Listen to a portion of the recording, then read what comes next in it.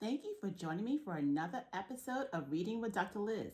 Today I'm reading Everyone Counts by the U.S. Census. Let's get into the book. Scholars, I want you to grab your mom and dad or your guardian and have them listen to this book. This book was written so that you as a family understands why we need to do the U.S. Census. So, your responses to the census are private and will be kept confidential. That means when your mom or dad or your guardian does the census, nobody's going to know what they put on it. Count children who live in your home. So any child that lives in a home should be counted on this census. Count every child who lives or sleeps in your home at least half of the time. If a child's time is evenly divided between two households, count where the child is on Census Day, April 1st, 2020.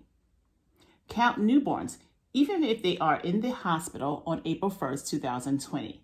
So let's make sure we count every child in your home, even if they're there half the time. It's so important to do the census because it helps schools like Mosaic get money. We want to make sure we get all the money we're supposed to get. And how do you help me get money? By doing the census. My name is, it says fill in the blank spaces with information about you. So if I was doing this, I would put my name is Dr. Lisette Caesar, and I am, I'm 50 years old, but don't tell anybody, okay? I live in Brooklyn, New York. There's one person living in my household, and that's me. And that's what I put on the census. Draw a picture of everyone who lives in your home. So how many people would be in my picture? Do you remember how many people that live with me? That's right, scholars. Just one, so it would just be a picture of me here. It says, everyone counts, so let's start to play. Let's count everyone in the USA. Everyone counts in homes really tall. We also count people in homes really small. So everyone in this skyscraper counts, and everyone in this smaller home counts. So we make sure we count everyone in our homes. These two pages look almost the same, but they aren't the same. Can you circle the 5 differences? So there's differences in this type of home, and then this type of home, there are differences. So can you and your family identify what's different between the 2 different types of dwellings? Have a conversation about what's different. We count all the people who live on the farm. See the difference in the type of home this is? These children live on a farm.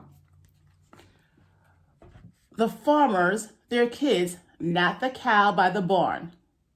Hey, the little girl says to the cow. So we only are counting the people, not the animals in your home. We count all who live behind your front door, even cousins or uncles up on the 3rd floor. Step 1, count everyone in your home. Step 2, find and circle these items on this page. So they want you to find all of these items. So can you find the items on this page? Have your family help you find the items. Look at the page closely. What do you notice? How many people are in the homes? Let's look at the 1st floor, and then the 2nd, and now the 3rd floor. All of these people must be counted on the census. We count grandpas and grandmas, and oh, by the way, we even count babies whose age is 1 day. So if you have a grandma and a grandpa in your house or a new baby, make sure your family puts them on the census. It's so important that we count each and every person on the census. The census counts people from Alaska to Maine. We count when it's sunny, we count in the rain.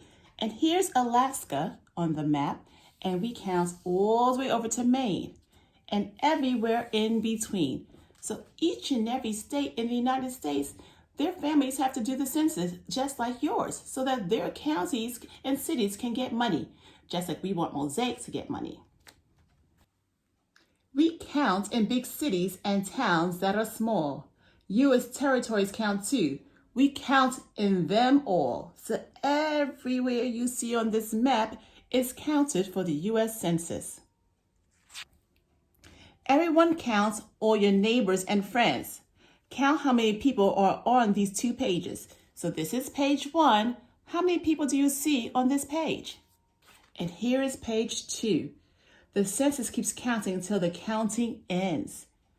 How many people do you see on this page in the playground? So give it a try and count every face. The numbers add up when you go every place. 1, 2, 3, 4, 5, 6, 7, 8, 9, 10. Count everyone here and trace their numbers on their card. We'll keep on counting until the counting is through.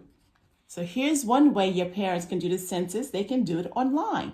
Let's look at other ways they can do the census. They can do the census by phone, or they can mail it in. And they are asking for all the kids to help. Remind parents to do the census. It says, and we need lots of help from kids just like you. So remember, boys and girls, go ask your parents, did they do the census online? Did they do it by phone? Or did they do it by mail?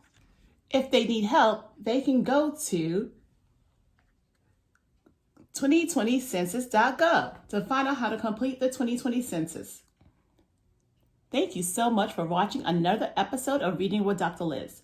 Remember, the U.S. Census is so important. It helps schools like Mosaic get money. So we want to make sure that all of our parents and families have done the census. Have a great day.